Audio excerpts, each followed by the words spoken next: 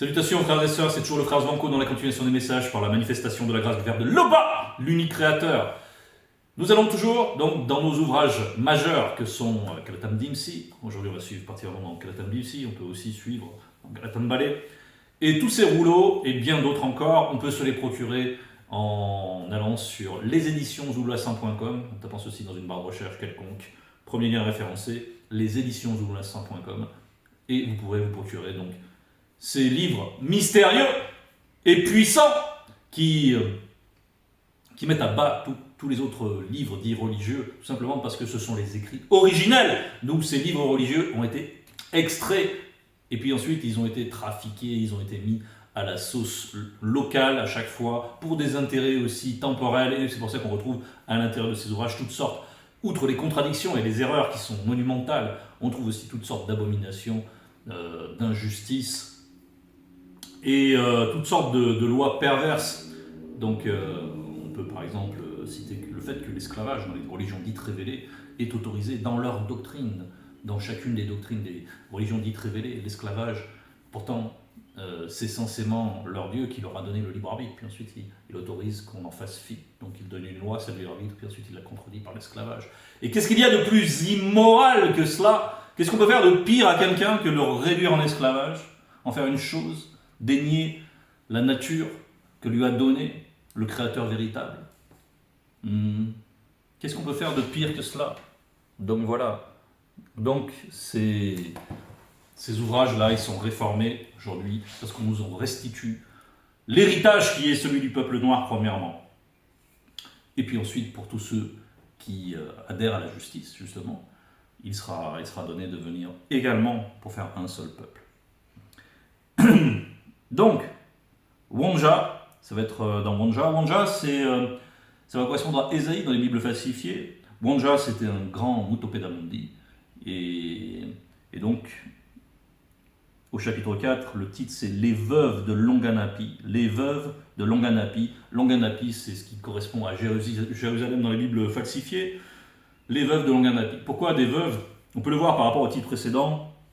Les belles dames de Longanapi. Donc, on voit ici des femmes, et ce qui nous est présenté, c'est donc un certain train de vie, une certaine manière et une arrogance qui va avec ce train de vie. Et en fait, tout ça, toute cette manière de se comporter, et ce qui a abouti à l'arrogance, c'est parce qu'en fait, il y a eu un détachement avec les lois du Verbe. Et dans la prospérité qu'il y avait, ils pensaient qu'ils étaient en sécurité, que finalement, le Verbe ne leur servait plus à rien, et il est arrivé une catastrophe à Longanapi. Et ces femmes se sont retrouvées veuves. Et voilà ce que nous a dit ensuite les veuves de Longanapi. Donc. Et à cause de l'infidélité au Verbe, il arrivera aussi que cette femme non initiée, entre parenthèses, sous l'emprise des Mengu Mamadiba, sirènes des eaux, saisiront, entre parenthèses, par intérêt, en ce jour-là, un seul homme non initié. Entre parenthèses, lui aussi, sous l'influence des Mengu Mamadiba, sirènes des eaux, qui pratiquent la tolérance et l'acceptation de la polygamie, ferme la parenthèse. Et diront, nous subviendrons à notre quotidien, mangerons notre pain, et nous nous revêtirons de nos habits, fais-nous seulement porter ton nom. Donc là, c'est les femmes qui s'adressent à un homme, et qui désirent donc porter le nom de cet homme, c'est-à-dire faire alliance avec cet homme, sans avoir des relations sexuelles avec toi, pour une exclamation, juste pour pouvoir avoir retrouvé un tout petit peu de confort, tout simplement. Donc c'est tout par intérêt. Enlève notre opprobre, entre parenthèses, l'opprobre demeurera à cause de la tolérance et de l'acceptation de la polygamie, quand bien même il n'y aurait pas de relation sexuelle, fermez la parenthèse. Bien. Il y a plusieurs choses. Donc dès le début, on nous dit, à cause de l'infidélité au Verbe, il arrivera aussi que cette femme non initiée, donc là on voit que des femmes qui sont mues par la convoitise, qui étaient arrogantes avant d'être humiliées, ici sont prêtes à être réunies par paquet de 7, pourvu qu'elles retrouvent un certain train de vie, n'est-ce pas? Et on nous précise bien ici que c'est par intérêt, c'est-à-dire que tous ces désirs tous ces arrangements, tous ces traitements donc, se font par la désobéissance vis-à-vis du verbe, parce qu'au départ, il y a moto et muto. Il y a le nombre de connus qui doit décliner, qui doit descendre de cette union entre moto et muto, c'est-à-dire un homme et sa femme.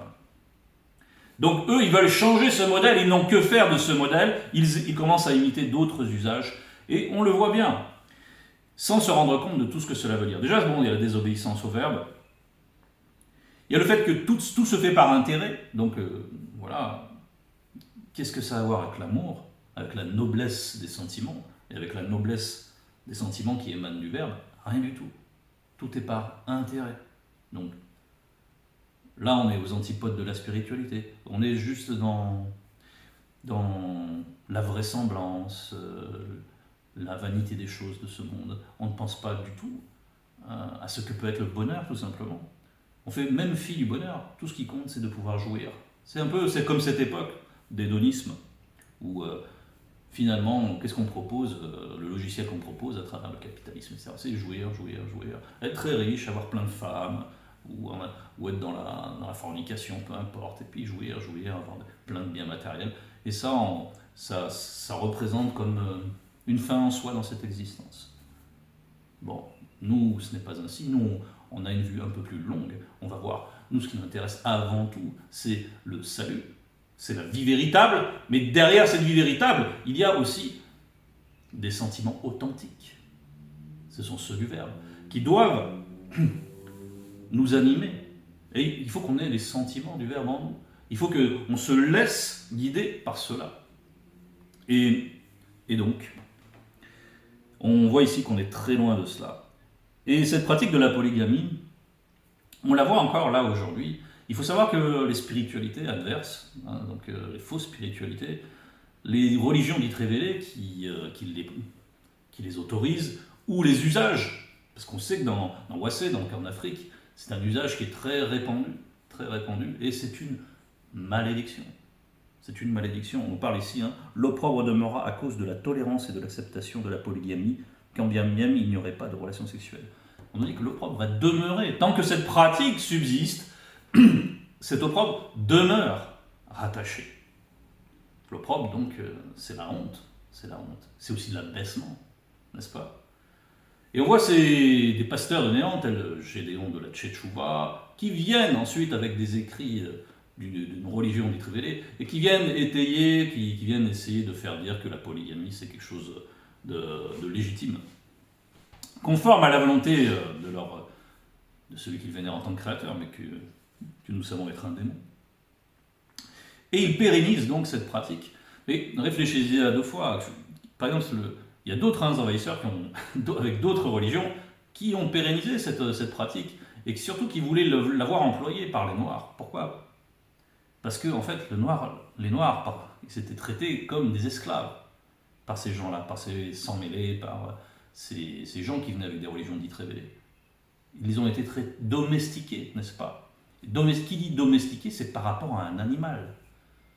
Et quand on veut s'enrichir, il faut avoir, et qu'on élève des animaux, il faut avoir beaucoup d'animaux. Et comment faire pour multiplier ce cheptel? Eh bien, il faut instaurer la polygamie. Ou alors il faut au moins la tolérer. Comme ça, le cheptel grandit. Et comme ça, on gagne plus d'argent. On a plus d'esclaves. Donc, derrière cela, il faut être conscient. Alors, ça peut être choquant quand on le dit comme ça, navrés frères et sœurs, mais il faut le voir aussi comme ça. C'était une manière de s'enrichir pour ceux qui n'avaient pas de bonnes intentions. Et ils étaient très contents de voir la polygamie parce que ça permettait d'accroître des revenus, tout simplement. Tout simplement. Donc la polygamie, il y a bien des effets, et puis les gens qui sont toujours là-dedans, ils sont dans l'appauvrissement. Est-ce que la polygamie aide en quoi que ce soit? Non. Les gens qui sont dans la polygamie, ils ont plein d'enfants, et souvent ils n'ont pas les moyens de les éduquer, et du coup, il y a du n'importe quoi. Alors, outre tout ce que ça charrie, en termes de jalousie, entre les différents enfants, selon les unions, etc., en termes même de jalousie, de haine, à travers la succession, etc., qui vont en découler, de grosses confusions. Mais au-delà de cela, c'est un appauvrissement, c'est un abaissement. Et on retrouve ici ce qui est dit ici, l'opprobre demeurera. Donc cet abaissement-là, on le voit là encore à l'œuvre. Maintenant, là, donc on est dans des écrits prophétiques, et on nous dit au verset 2, en ce temps-là, on dit en ce temps-là, comme s'il n'y avait qu'un seul temps, n'est-ce pas?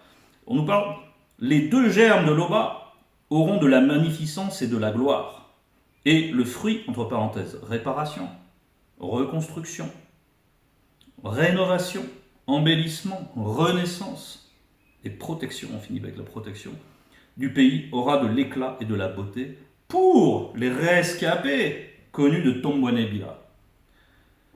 Bien, ici les deux germes, bien sûr, il s'agit de Joki Save et il s'agit aujourd'hui de Zulu Lassan. Parce que lorsqu'ils viennent, ils viennent avec une puissance qui leur permet de réformer complètement les voies de Wassé, premièrement, et puis de ceux qui voudront adhérer à la justice avec le deuxième né dans cette époque. Donc, ces deux germes-là, ils auront de la magnificence, et donc ils restaurent. Ils font connaître à nouveau les voies qui plaisent à l'Oba. Ils font connaître à nouveau l'Oba qui est le créateur. Ils font connaître à nouveau les origines et donc les lois. Et qui voudrait revenir à ce modèle premier, eh bien, à nouveau la voie est ouverte. À nouveau la voie est tracée. Et elle est visible pour quiconque vient avec des bonnes intentions, vient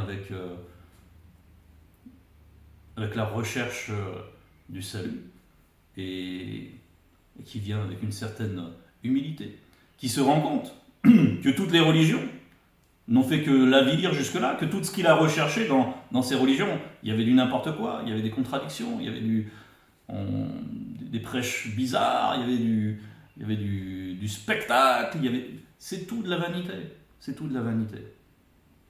Mais les deux germes là, ils ont un éclat. Donc d'une part, Joki Save, c'est par la puissance que ça s'est manifesté, et aujourd'hui, à travers le deuxième, c'est par la science. Et cette science-là a de l'éclat, et toutes les doctrines des religions s'en trouvent chamboulées. Tout le monde occulte est en évolution, tous les démons qui sont derrière ces religions, dites révélées, ou derrière ces spiritualités, sont ébranlés. Bien.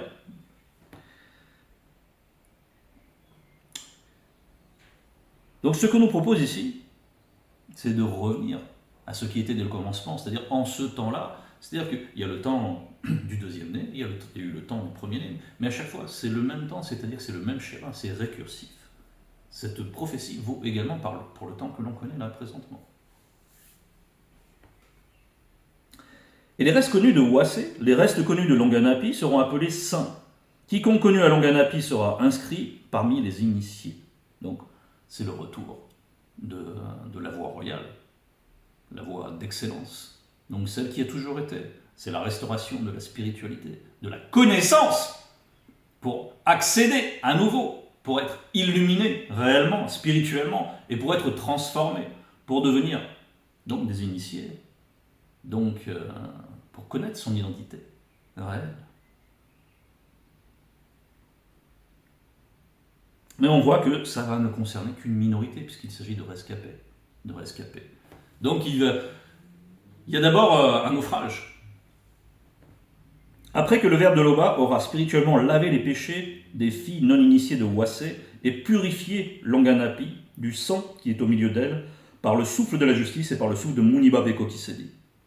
Donc, tous ceux qui vont là, malgré le témoignage du deuxième né, malgré tout ce qu'il déploie, malgré la science qu'il déploie, qui ont pris connaissance des choses-là et qui ensuite retournent à des choses de néant, préfèrent choisir les choses de néant, leurs usages vils, comme la pratique de la polygamie, mais comme tant d'autres pratiques ténébreuses, eh bien, on voit qu'il y a aussi un jugement. Il y a la grâce et il y a le jugement. Et cela va de pair. Mais il faut qu'il y ait un nettoyage. Et le nettoyage, il se fait par le jugement. Et par la grâce, pour certains. Donc, nous, mes frères et sœurs, nous sommes des rescapés. Et on le voit parce que ce monde devient de plus en plus fou. On a l'impression fou, complètement fou. Mais bon, comme on l'a dit, c'est quelque chose qui est un récursif. Le Verbe de Loba établira sur toute l'étendue de la montagne sacrée des initiés sur ces lieux d'assemblée. Et sur ces lieux d'assemblée, une nuée fumante pendant le jour et une entité de feu incandescent éclatante pendant la nuit. Bon, là, la nuée de feu incandescente, ça va représenter la guidance. Et puis, la nuée fumante, ça va représenter une protection. Et une entité de feu incandescente, s'il va y avoir de l'éclat, ça représente aussi la guidance. Ça, c'est ce que nous retrouvons aussi du temps de Boussi, donc Moïse dans les Bibles falsifiées. On peut prendre